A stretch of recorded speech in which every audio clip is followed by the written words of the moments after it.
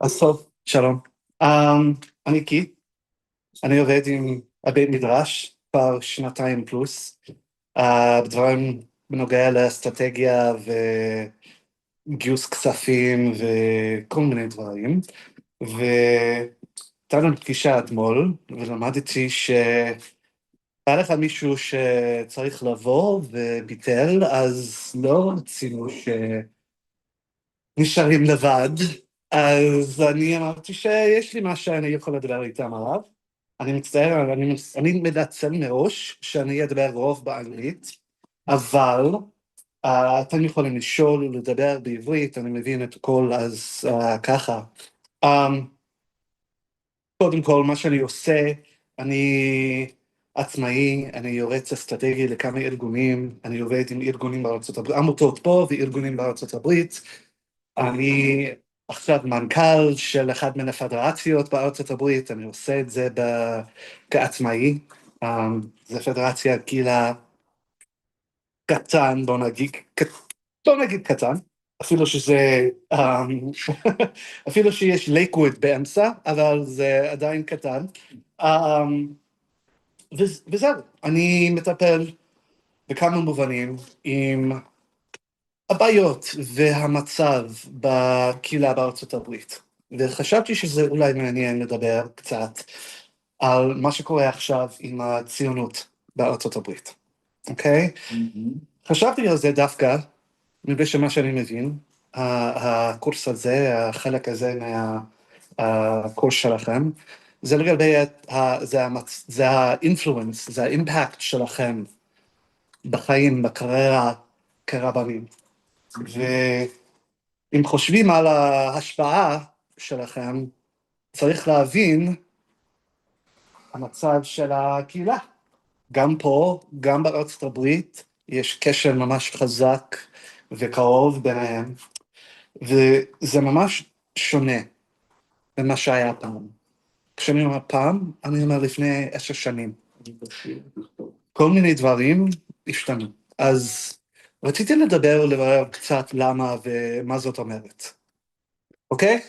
make sense? שאלות לפני שאני מתחיל? אוקיי?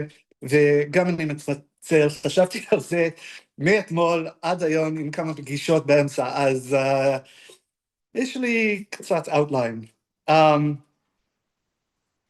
יש לי שאלה, אוקיי?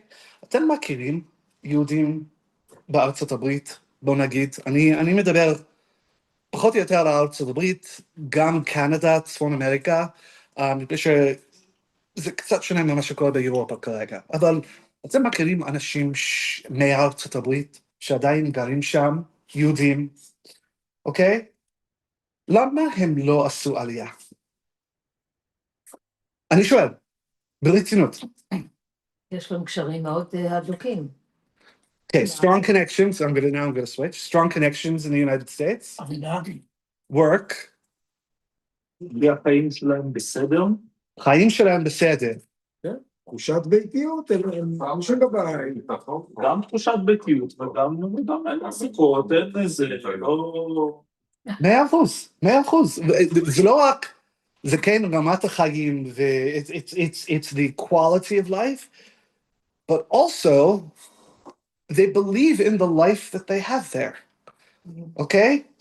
פעם חשבנו שאי אפשר להיות עצמאי, אי אפשר שנמצא שוויון בחברות באירופה, משהו כזה, אי אפשר.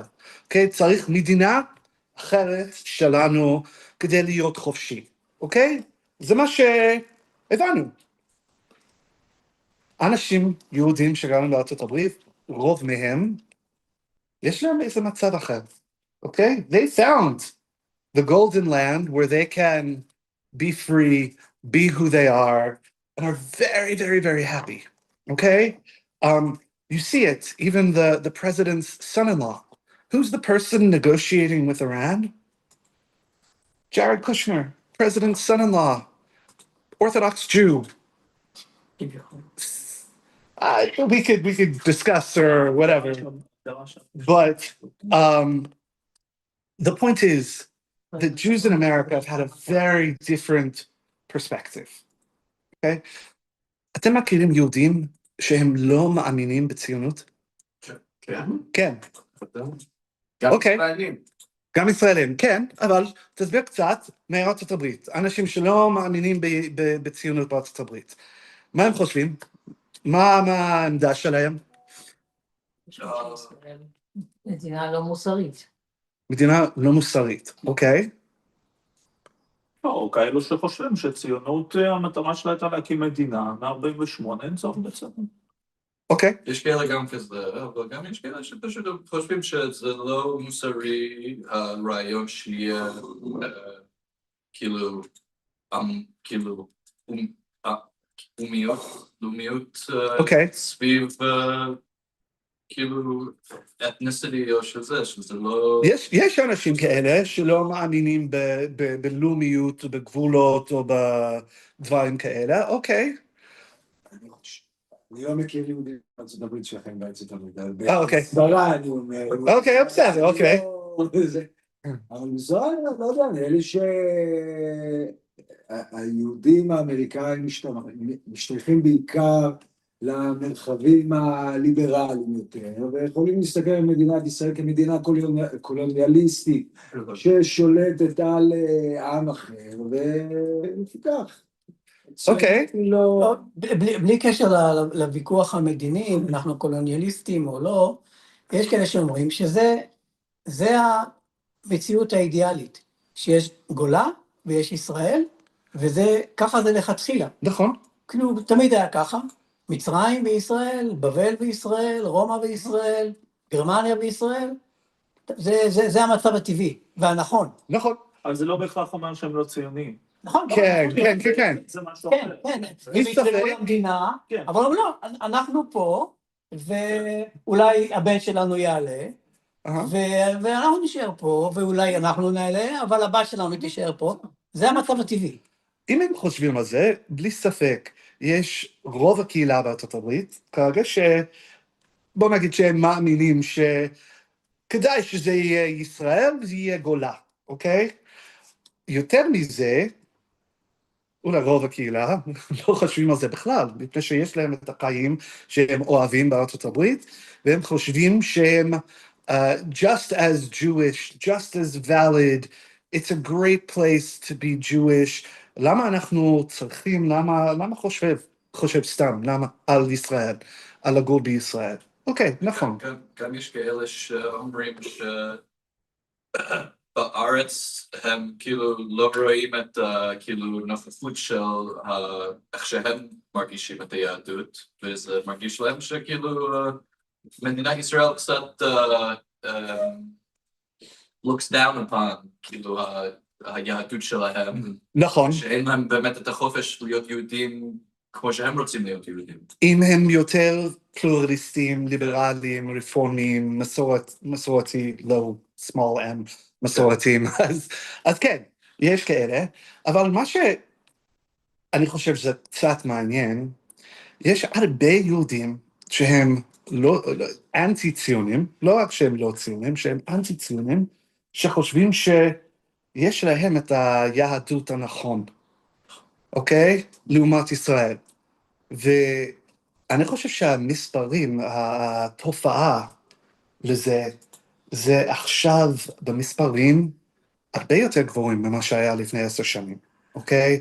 זה כשהיו כל ההפגנות בקמפוסים בארצות הברית, אוקיי? אחרי השביעי של אוקטובר. חלק מסוים מהרבה ההפגנות, זה כלול יהודים, שהם אומרים לא בשם שלנו, not in our name, okay? It's also used here, you know? And that's something that אף פעם לא ראינו, אוקיי? במספרים כאלה בארצות הברית, אוקיי? גם בקנדה, אבל יותר בארצות הברית, בגלל שהאווירה בארצות הברית, הקבלה בארצות הברית, לעם היהודי, ליהודים, זה היה יותר חם, בוא נגיד, warmer, more welcome than any other place that we've seen. And what I think has happened is this is the growing split in some ways between community in the United States and the community here, and also between the Jewish communities in the United States. אוקיי? למה רציתי לדבר על זה, להיכנס לזה? אוקיי? אמרתי שאני עובד עם כמה עמותות פה בארץ, ואני מדבר עם עוד כמה עמותות, וזה היה ממש מוזר לי בתקופה האחרונה. כשדיברנו איתם, הם חשבו שהיה לשנות ה-70, אוקיי? We need to raise money.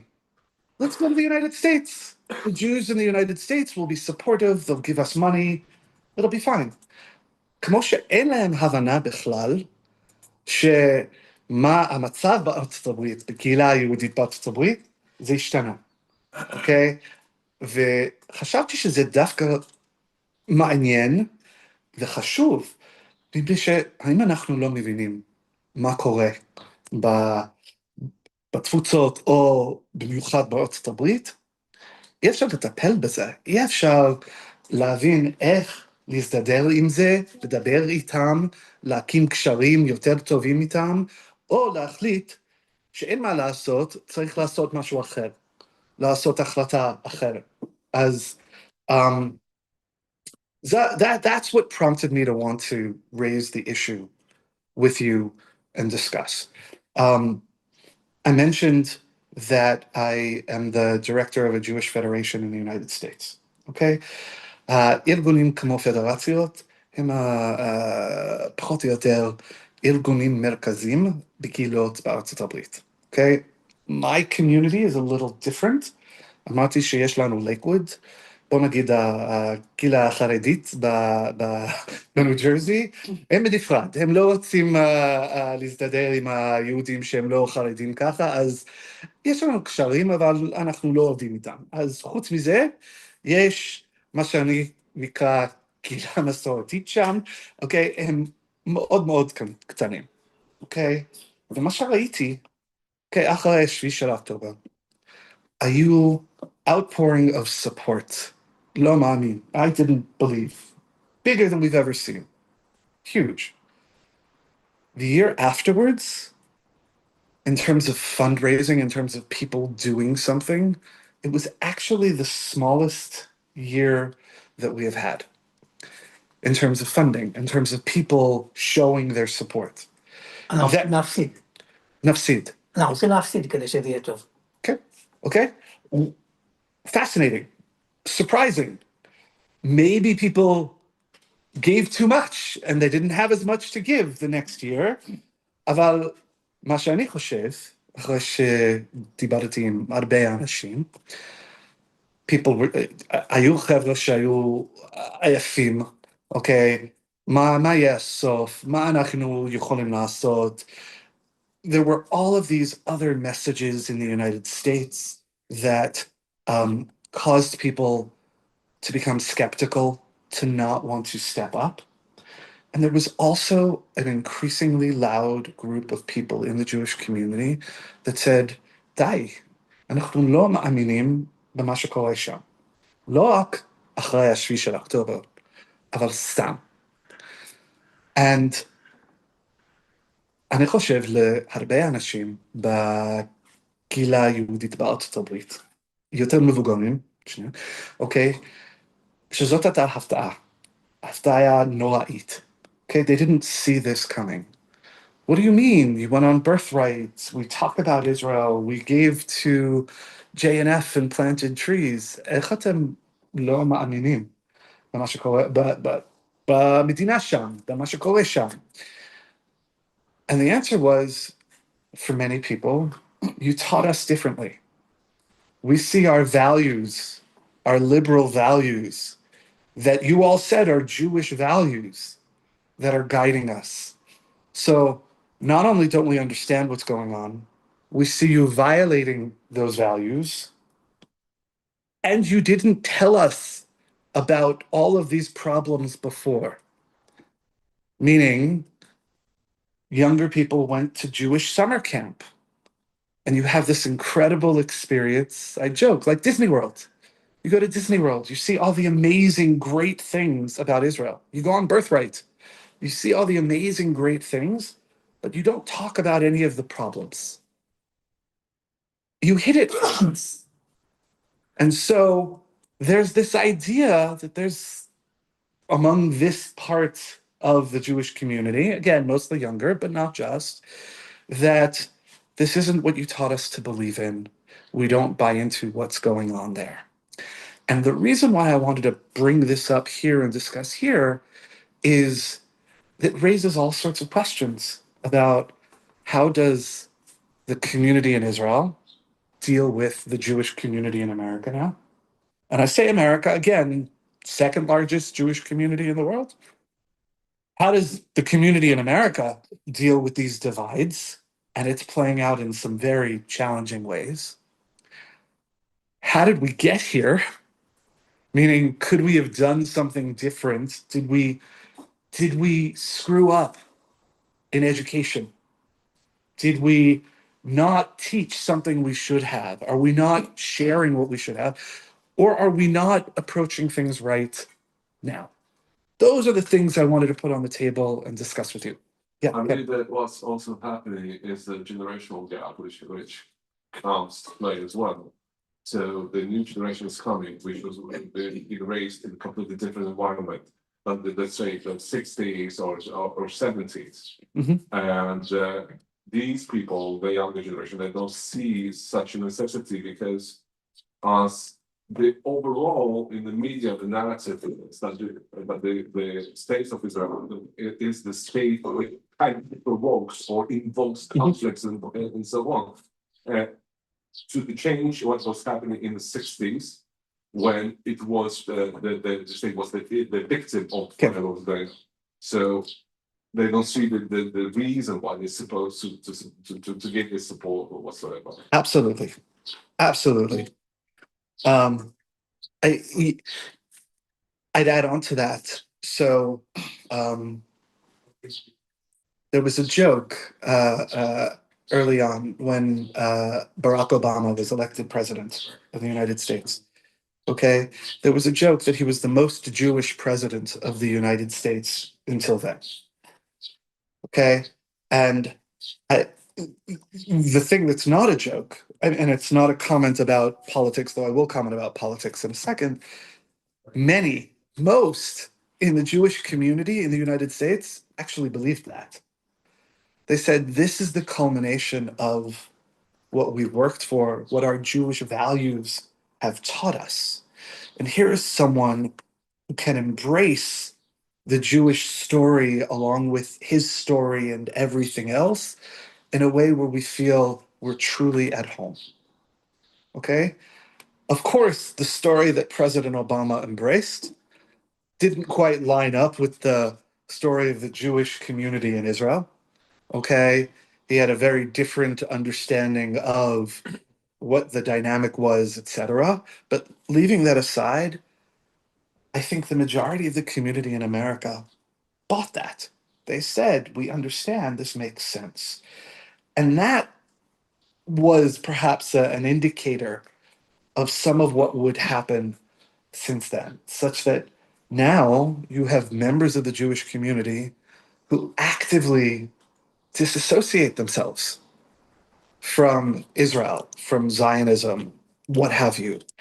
And on campuses, there are students who don't want to be identified as Jewish because it's going to provoke response, anti-Zionist. There's a label called Zio that is applied as one of these negative labels to people who are Zionists as a term of disdain or hate or what have you.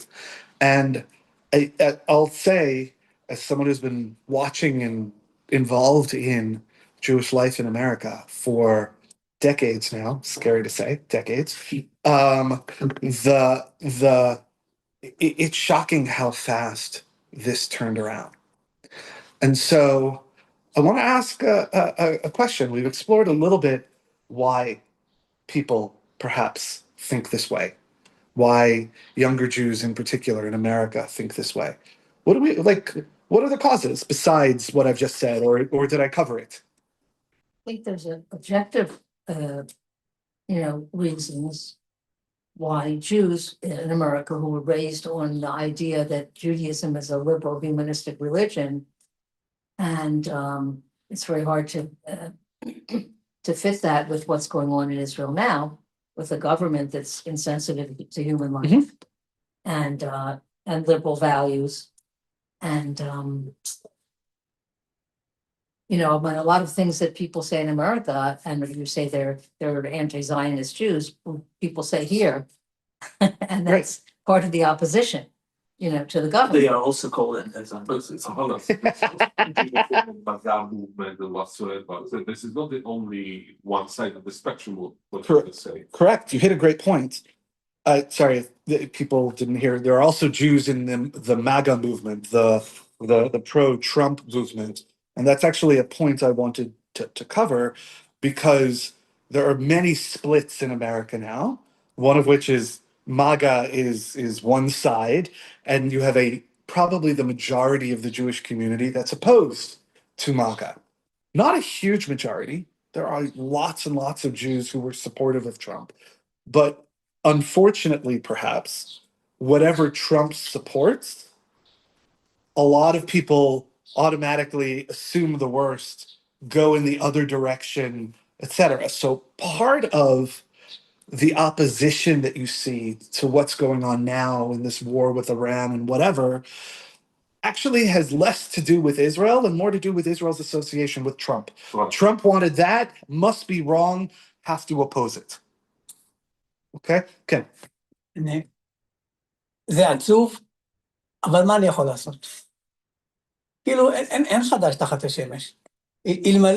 אלמלא היהודים היו מתבוללים, לדעתי כבר היינו עוברים את הסימון במספרים שלנו. אוקיי. זה תמיד היה ככה.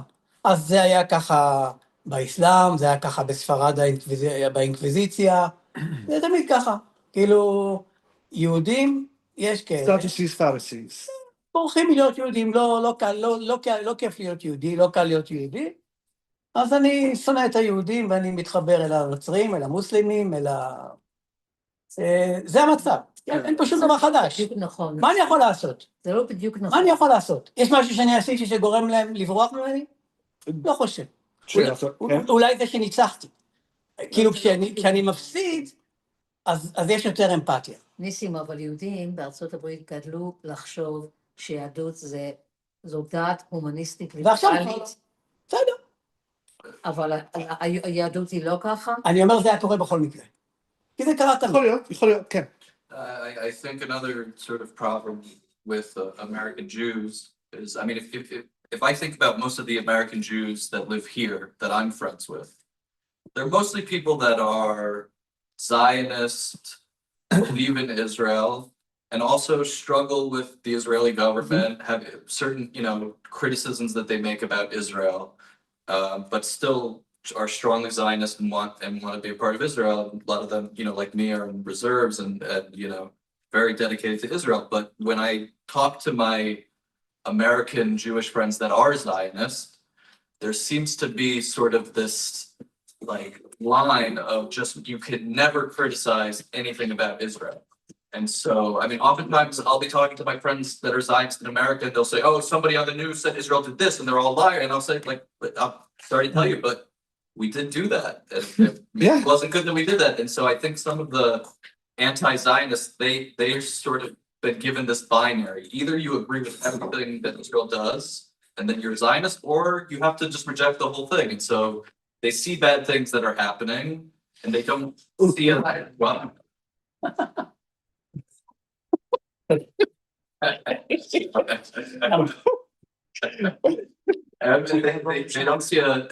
they don't see a space for them to say like, okay, I support Israel, I love Israel, and I'm also, don't think that this should be happening in Israel, and I want that to change.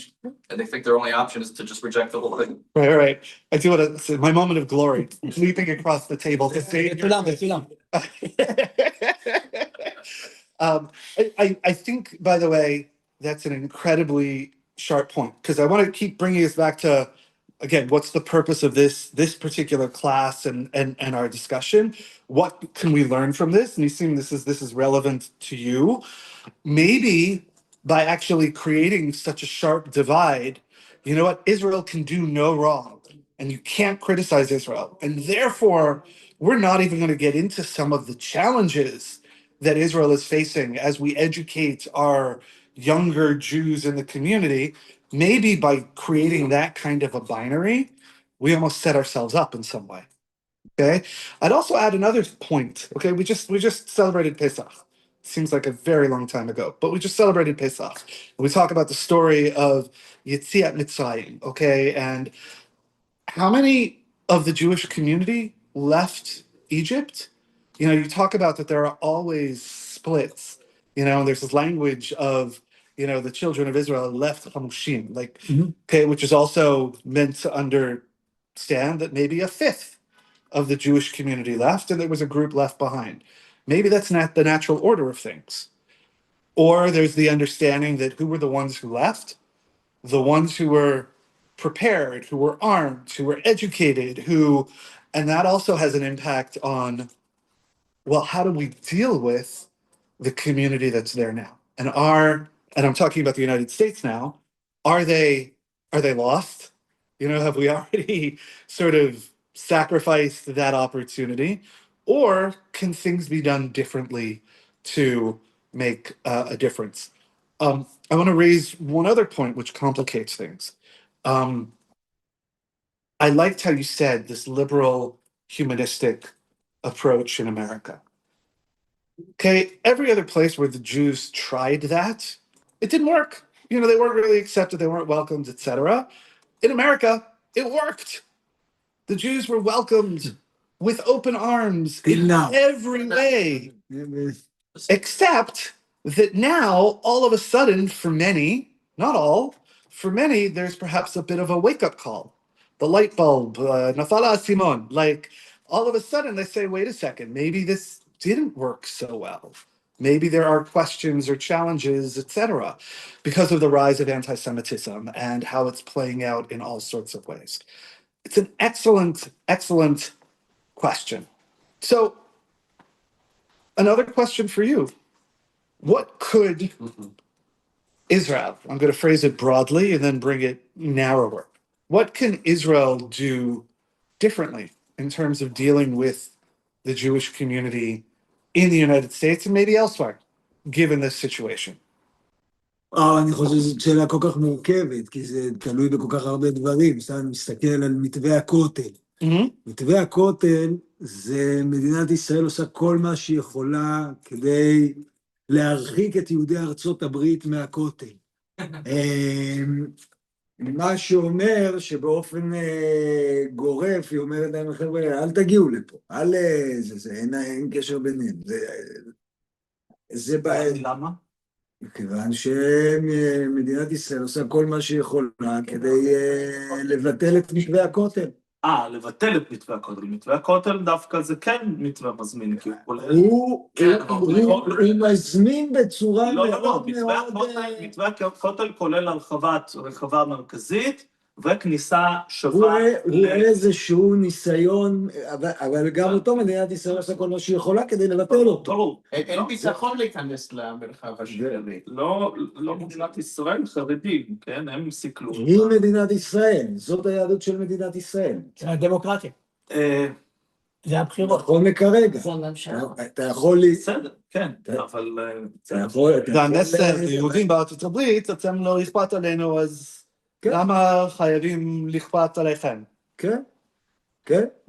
עכשיו מעבר לזה, אני חושב שבכלל זאת שאלה גדולה ברמה הרבה יותר רחבה של עד כמה באמת יהודי ארצות הברית אמורים, הקול שלהם אמור להישמע פה, כן? הרי אם כולם חוק השבות חל גם עליהם, ומה המשמעות של זה כלפי מדיניות של מדינת ישראל ודברים שכאלה, זאת שאלה מאוד רחבה. אז מה אתם חושבים?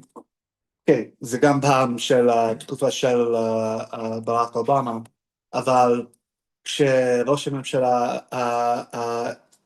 נתניהו לתת נאום לקונגרס בארצות הברית, בנגד לנשיא ארצות הברית ברק אובמה.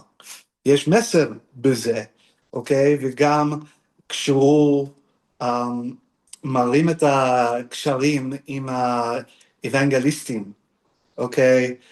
יותר אולי מקהילות יהודיות וכולי. ואני לא אומר אם זה נכון או לא, אני סתם אומר שיש the consequences, יש תוצאות מזה שהן מורכבות, בדיוק כמו שאמרת. Okay, so what can be done? יש לנו במצב שעשינו את זה, זהו, זה המצב, זה המציאות, אין מה לעשות, או יש אולי הבנה אחרת שזה כדאי להביא למצבים כאלה, לחשוב ככה, או שאלה אחרת. מה זאת אומרת עליכם? If you're going to be rabbis, if you're going to deal with the Jewish community in one way or another, whether here or elsewhere, what does that mean for you in terms of how you approach things or think about things? Yeah, it's a big question. Sorry.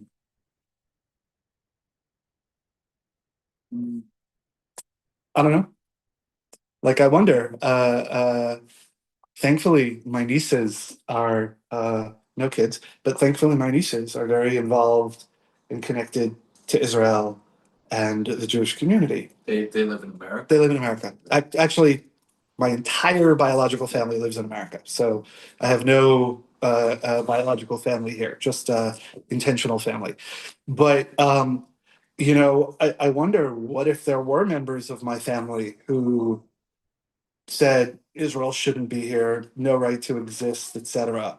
What would I do? How does that change the dynamic?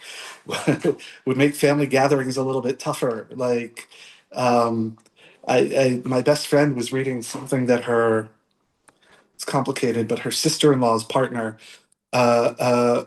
has been writing about what's been going on that is just so hurtful. And my best friend's wondering, like, where's my sister-in-law on this? Why, like, she seems to have crossed over to the other side. Like, why? What can be done? So I wonder, I mean, יש לנו את השאלה, מה שעשינו, האם יש משהו אחר שיכול להיות, היה כדאי לעשות, או, אבל מה לעשות עכשיו? ואם זה חשוב. What do you think? Good one. So I'll give a personal answer before going to a more complex answer. Okay. The personal answer is one of the reasons that I made the focus of my life in America for so many years was I thought there was a window of opportunity to make a difference, not specifically about Israel, but about connecting Jews to Jewish life. And I thought that was a window that would get narrower over time. And at a certain point when I thought it did, that's also when I shifted, even though I still do a lot in America. Okay, I'm still in America a lot. But when I felt that sort of balance shifted, I also shifted my sense of life. It was more difficult to connect Jews to Jewish life. I thought the opportunities and the way to move the dial, so to speak, to make a real difference in that area were getting smaller and smaller. And on a personal level, that's what I did. Look, what do I think that can be done? I think that, what do they say? In before you can solve a problem, you first need to recognize there is a problem. Okay? זה נורא חשוב להבין שזה ממש בעייתי עם האנטי-זיוניסטס בקהילה יהודית בארצות הברית. It's a problem for the Jewish community in the United States, and I think it's a problem for Israel. I think it the more you have people supposedly in your camp who are undermining whatever, again, right, wrong, whatever, it's not a great place to be. Okay? And so I think there needs to be a clear, direct strategy, engagement of people who have decided they're anti-Zionist within the Jewish community. To pretend they don't exist is a mistake. Okay? And I think that the problem's only going to get worse. And to hope they don't exist or that they'll go away is also a mistake. Like, you need to actually address it. With people like that, from where you are to where they are, how do you engage? Yeah, part of it is having a much. So it's always complicated to avoid politics here in Israel. So I want to say something that I think addresses politics, but you can't believe anything that anyone in the government says here. And for a variety of reasons, there's political calculations, there's spin, there's public. And so because you can't believe anything anyone says, that makes it, which has very domestic like reasons for it, it makes it very difficult to be able to have a meaningful, direct, open kind of values conversation with communities outside that are further away. So that's one, I think, major issue that I think touches on a bigger political issue here. Okay, I think that there needs to be, and this is very relevant for you as rabbis to be, whatever your role is, there needs to be a more direct engagement, understanding, and respect for, but I want to be careful what that means, you know, Jews around the world, Jews in the diaspora. It's okay to say there may be a part that's lost, there may be whatever, but I think for far too long, Jews in the diaspora have been taken for granted by the Jewish community in Israel. Okay, again, I go back to the organizations that are talking with me about raising money. American Jews will just give us money. You just need to introduce us. No, somebody described it to me 2 days ago, actually, that, Jews in America gave money because of their guilt at not coming to Israel. Completely not the case. And yet, if you were to talk to many people here, I'm sure that's what they would say. אני חושב שהייתה תקופה שזה כן, זה ישב שם הנקודה הזאת, אני חושב. אני לא בטוח שזה היה המצב בארצות הברית, אוקיי? אני בטוח שזה מה שאנשים פה חשבו. לפחות אבל האמירה הראשונה שלך, אני חושב שבאמת בעולם גיוס הכספים לארגונים ישראלים בארצות הברית לפני 20, 30, 40 שנה, זה כן היה נכון. You just need to introduce yourself. וזה כבר נותן לך משהו קטן, אבל אתה כבר מקבל, כן? והיום זה לא ככה. היום זה לא ככה, וטוב שכך. נכון. מקשה עלינו כמגייסי כספים לקהילות שלנו, אבל כן דורש מאיתנו לפתח שיתופי פעולה, כן, לדבר, להבין. I mean, yes, 100%. Things like birthright, okay, which I was involved in once upon a time. That's why I said decades now, but once upon a time, is a great thing.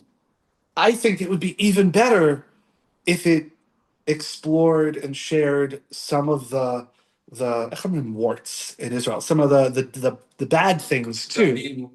Yeah, it's like some of the negative things too. Let's have a real discussion and conversation. I don't think that undercuts any of the positive arguments. I think it just makes it more complicated. And of course, people don't like complexity today. So what do I think? I think that there needs to be, and then of course everybody talks about Hezbollah. I mean, there needs to be a much better, broader explanation about what Israel does, how, why, etc. And the more that there can be, and this is also central to Beit Midrash Harel and what you are doing, this understanding that there is a moral sense to the Torah and the Halakha and the Masorah that we learn and understand, and that there is perhaps a more humanistic side beyond just the legalistic side or the narrow side of our community and values. I think being very clear and sharing that as broadly as can be is really important. And I think that could also make a difference. עכשיו אני יכול לשאול, מה אתם חושבים? כן. I think that first and foremost, what we need in this debate to do is to define the role of rabbi, first and foremost, because it doesn't necessarily mean that if somebody is a rabbi is supposed to look through the glasses of particular values in the world. My values could be different than yours, and somebody else's. And I believe that maybe you're going to support me on that because you deal with a different kind of people, right? With a different type of values. And never discussion about the values ends peacefully. Whenever you discuss about the values, you have an argument this way or that. So isn't there like generally the way to deal with the problem? I don't think so. Okay. Implanting that, sharing, and let's say influencing, that's the one thing. But going to the direct hit on the values ground is going to be painful for everyone, regardless of what you believe in, what do I believe in, and so on, right? Second, is this the role of rabbi, particularly of an Orthodox rabbi, to speak only through the values? Then what does it say to me about the halakha's legal system, for example, right? So how to find the balance between one another? And this is the first question. The second question, do I really need the balance?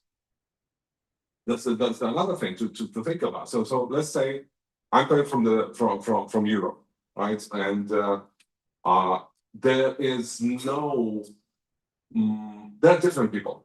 Speaking of how they relate to the state of Israel, Yes. whether like or not. Which, forgive me, is why I did not include that in this discussion. I think they're in a different place entirely. Yes, yes.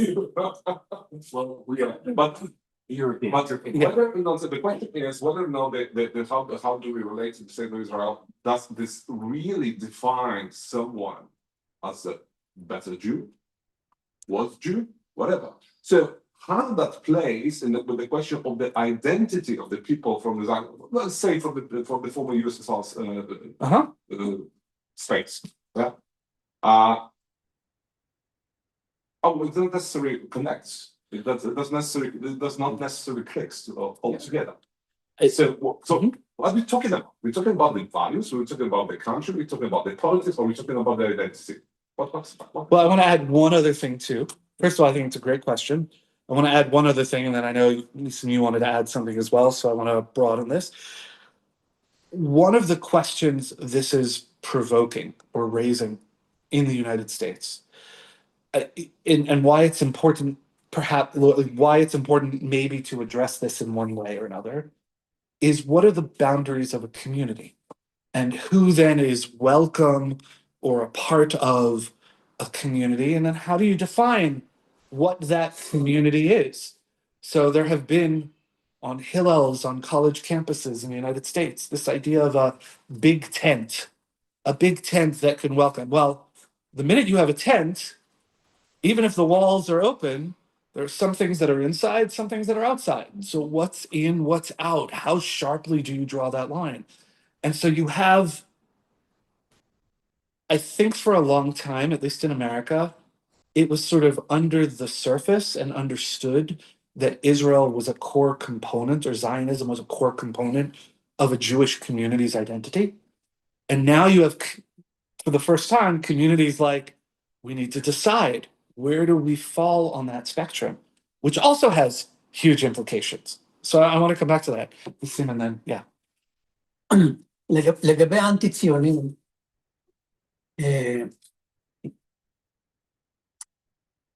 א', אני בעזרת השם לא עומד לעזוב את הארץ. אוקיי. אז לא יכול, אני הולך לדבר רק על ישראלים. אוקיי. אני אשאר בישראל, והקהילה שלי תמיד תהיה ישראלית. מעולה. ומישהו אנטי-ציוני, הוא מעניין אותי בערך כמו שהקהילה החרדית מעניינת אותי, שמתנגדת למדינה, ובשבוע הבא תגיד תחנון כל השבוע. הם לא מעניינים אותי. אני יכול לדבר איתם, אבל שילכו לעזאזל. באמת? כן. תאכלנו עם כל השבוע. בטח. What did you say? They're gonna what? זאת אומרת, אם מישהו הוא מתנגד למדיניות של הממשלה כי הוא הושפע מהפרופגנדה הפלסטינית, אז אני אשמח לדבר איתו ולשכנע אותו שזה ככה. אבל אם הוא במהות אנטי-ציוני מ-48 ולפני זה והלאה, תמיד המתנגדים הכי גדולים ליהדות יוצאים מתוך היהדות. זה נכון בקג"ב, זה נכון באינקוויזיציה, האינקוויזטורים היו רובם יהודים לשעבר, זה תמיד כך, כי כשאתה מתנצר או נהיה קומוניסט, אתה צריך להראות שאתה כבר לא יהודי, ואני הכי חריף שיהיה. אז יש כאלה באמריקה, והם שילכו לעזאזל. אם מישהו, מה לעשות, הוא נועד באוניברסיטה בקולומביה, ויש שם מלא סטודנטים ופרופסורים שהם חושבים שישראל עושה עוולות, ושאנחנו פושעי מלחמה, אז אני אשמח לדבר איתו, ולנסות לשכנע יותר שהוא צודק, או שהוא לא צודק, אבל אני פה, ותמיד, עובדה, החרדים מגייסים המון כסף. המון כסף.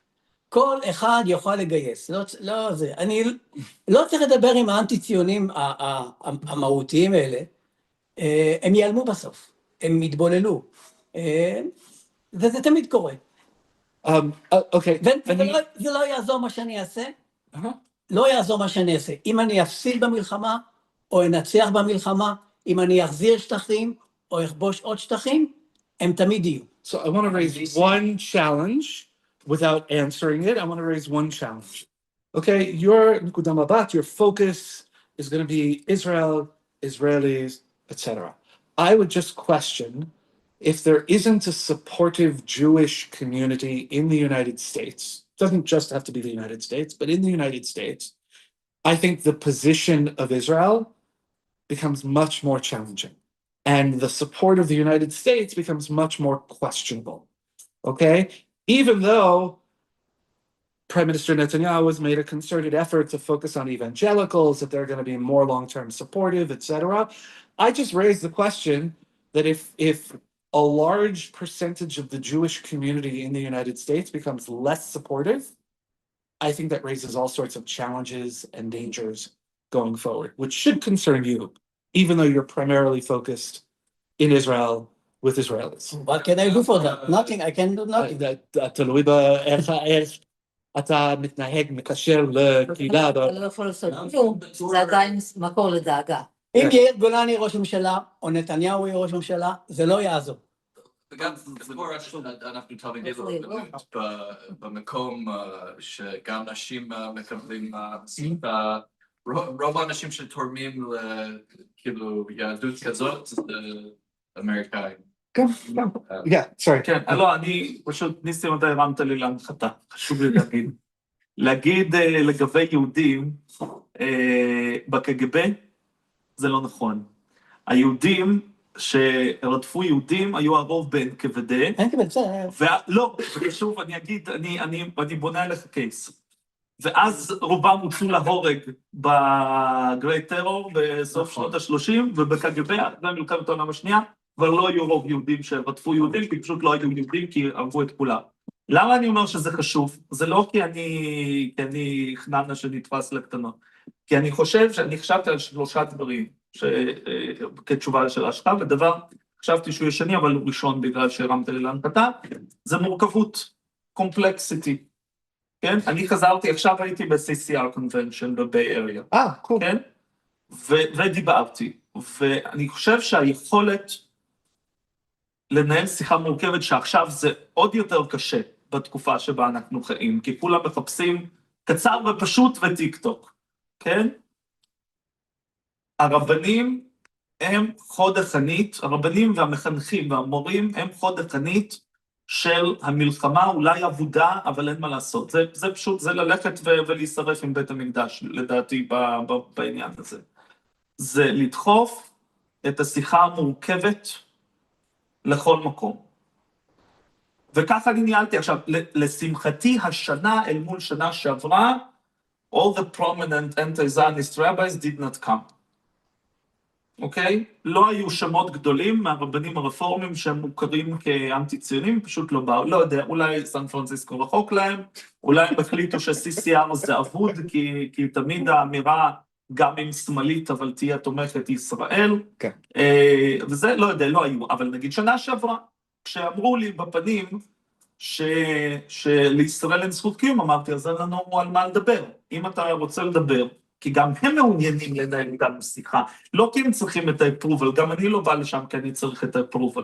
אנחנו רוצים שהשיחה, גם לא לטובת התרומות, כי אני לא בא לשם כדי, אני בא גם כדי לגייס תרומות, אבל לא בשביל זה אני בא, אלא כי עצם השיח הוא חשוב. והשיח לא יתקיים אם אנחנו לא נצליח לעשות אותו מורכב, כן? ואז זה מביא אותי לנקודה שחשבתי עליה כנקודה הראשונה, ומאיר, אתה דיברת על זה, וזה שיחה על ערכים. שיחה על ערכים, אכן עלולה להתפוצץ ברגע שישנו ערכים שמתנגדים, אלא אם אנחנו מסכימים מראש שיש אקסיומות. תמיד יש לפחות ערך אחד שאנחנו מסכימים עליו, תמיד יש ערך אחד לפחות שאנחנו לא מסכימים עליו. אם אנחנו נכנסים לשיחה שמראש אנחנו יודעים שהיא קשה, אז בואו נסכים מראש שנדבר רק על מה שאנחנו מסכימים עליו, ונשאיר בצד. ויכול להיות שהקשר האישי בינינו יתפתח לקשר חברי, ויש לי כמה חברים, לשמחתי, שגם באים מהכיוון החרדי, וגם באים מכיוון האנטי-ציוני, שאנחנו ברמה חברית יכולים לשבת לא על הבמה שכולם ישמעו, אלא על קפה בבית, כן? וגם לפעמים להעליב אחד את השני. ולא להיעלב, אבל זה בגלל שיש בינינו חברות, אז זה ממש שיחה אחרת, אבל כן ברור שחשוב לדבר על ערכים, כי גם חשיבות של ההלכה זה ערך. ערך גם שיש לו רמות חום שונות, כן? יש כאלו שאומרים שההלכה בכלל לא משנה, יש כאלו שאומרים שהיא מחייבת, ויש כאלו שאומרים זה סגנון שיח מאוד מאוד חשוב, שלא בהכרח מחייב, אבל אי אפשר לוותר עליו, כן? כלומר, יש לנו רמות שיח שונות. ודבר שלישי שאני לא זוכר איך אני תרגמתי אותו לעברית, אבל זה intellectual integrity. ישרות אינטלקטואלית. יושרה אינטלקטואלית. אולי, לא יודעת. הרבנים אחראים על התשובות הקשות, ולא על התשובות הפשוטות. ולכן, נגיד, לא יודע, לדעתי, להגיד, אנטי-ציונים ייעלמו בעוד דור או שניים, זו תשובה פשוטה שאין לי את הפריבילגיה לתת את התשובה. לא, הם התחלפו. בסדר, זה עניין. אין לי את הפריבילגיה כאן ועכשיו לתת את התשובה הזאת לעצמי. כן?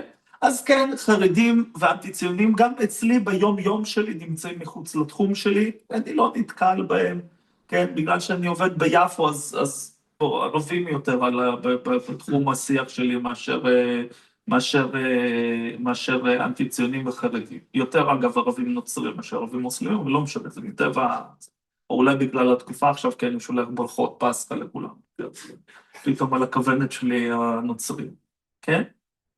אבל באמת, התשובות הקשות, השיח המורכב, ההבנה שלא נסכים, אף פעם לא נסכים על כל. אבל עצם השיחה, כן? דיברתי באחד, איפה, לא זוכר, באיזה בית כנסת, ומישהי ניגשה אליו ואמר, אני מאוד מאוד פרו-ישראלית, האמא שלי מאוד מאוד לא, שזה מעניין דווקא הצעירה, היא פרו-ישראלית והאמא לא, כן? והתקדמנו באיזה צ'אט משפחתי, והיא כתבה משהו מאוד מאוד כזה פוגעני כלפי ישראל, ואני מאוד נעלבתי, מה אני עושה עם זה? אמרתי לה, זה קרה לפני חודשיים, אז אני אמרתי לה, התכתבתי איתה אחרי זה עוד, היא אמרה כן, אמרתי לה לנושא הזה, היא אמרה לא, לנושא הזה לא חזרנו, היא אמרה, אבל התכתבת, לא ניתקתם קשר, זה כבר טוב, זה כבר טוב, לא נתק את הקשר, השיחות, השולחן המשפחתי שהפך להיות קלישאה, גם כן, זה קשה, זה קשה, אבל אין מנוס, אין מנוס. אז להמשיך לדבר, לדעת שלא תמיד השיחה תהיה טובה, שלא תמיד יצאו ממנה לא נציל את העולם, כן? אבל הבנת תהליכים, לא יודע, זה כמו שנגיד, במה יהודי התפוצות יכולים, צריכים, האם בכלל מעורבים במה שקורה בישראל? זה לגיטימי להגיד שלא, אם הם לא עשו עלייה. אבל תוצאה מזה, זה שממשלת ישראל לא יכולה להגיד שהיא מייצגת את העם היהודי בכל העולם. כן? כלומר, זה הדדי, זה interconnected, כן? יש לזה משמעויות, כן? אפרופו, הנה, בכותרות עכשיו הונגריה. כל ההונגרים בכל העולם יכולים להצביע. אפשר להגיע לשגרירות הונגריה ולהצביע, כי הונגריה מדברת על זה שמדינת כל ההונגרים. יש לזה השלכות, כן?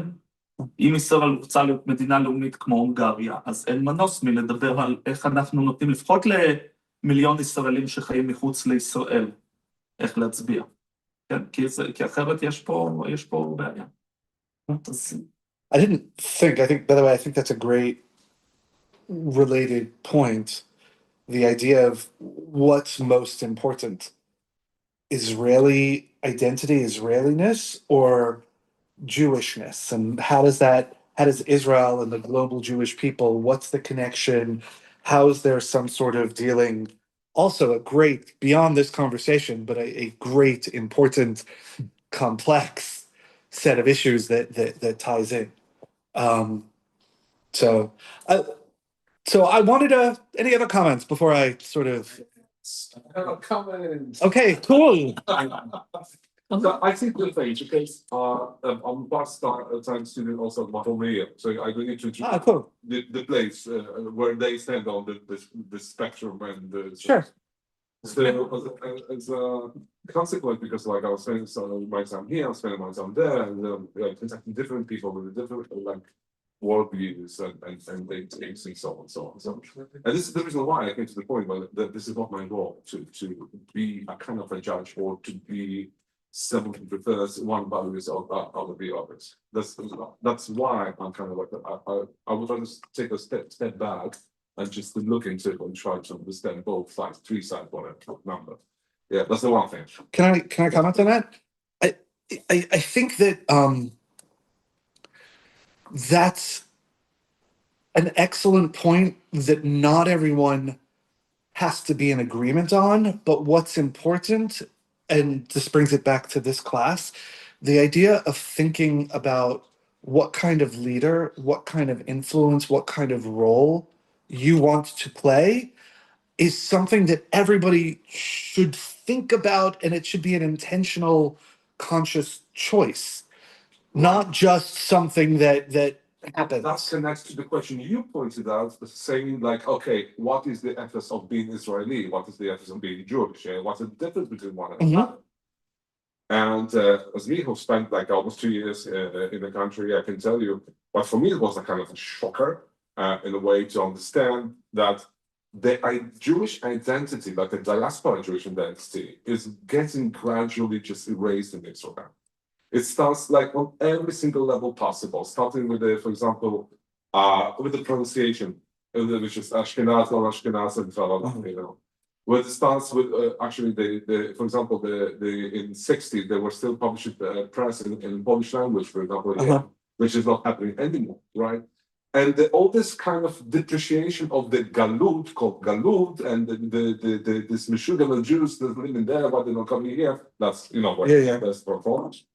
So and I see how this one identity is just trying to be induced over the Jewish identity, the Israeli identity. It's trying to erase gradually and substitute one with another one.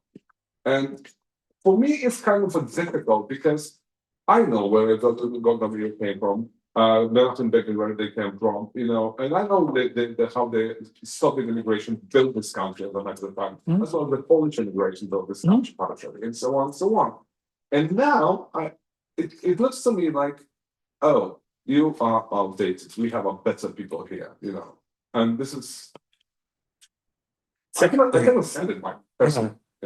Yeah, so again, wearing other hats, I've dealt a lot with Hillel both here in Israel and around the world. But one of the things that you see, maybe not at Mechomer, but at on college, at Hebrew University, or even in places like Tel Aviv, you know, it gets to the issue of more liberal Judaism around the world has actually influenced here in terms of different approaches, not just the one monolithic approach, etc. I don't disagree that you see elements of a dominant culture trying to assert itself. I also see that there are people prefer black and white to complexity. So better to have one answer, one approach, rather than have myriad approaches. I tend to not think that's a good thing. I imagine, knowing what I know of the Beit Midrash and Rabbi Hefter and the other teachers, that there's definitely an appreciation here for multiple perspectives and approaches while staying true to what you believe in and your Torah and your halacha. But you know, it's interesting. I think that you have the opportunity to really be on the edge. And by the edge, I don't mean cutting edge. I don't necessarily mean trying to change the way things are. But I think the edge is where exciting things happen and interesting ideas happen, and where you can really have the most influence because you understand where different perspectives come from and different people come from. And so I think your work here, and even more so your work afterwards, gives you an opportunity to really influence. And so thinking about, and I really appreciate the point, thinking about what your role is as a rabbi, what your role is as a leader, what you take from here to go beyond, I think is a really important question. And I really look forward to seeing what happens. I'm happy to hang out a little bit. I know Rabbi Hefter's coming in about 10 minutes to give a shiur. I'm also happy if you guys want to do bio breaks or grab a snack or whatever. But thank you. I'm supposed to be talking with you in a few weeks about something completely different. So this was a last minute fun addition. Which is what gonna be? Adaptive leadership and how to actually address your, I should actually take notes based on this conversation, how to apply your role as leaders in the broader world outside of the Beit Midrash. But this was fun. This was a last minute opportunity. I hope it worked for you. I appreciated the time and the conversation. Looking forward to seeing So thank you. Thank you. Cool. True.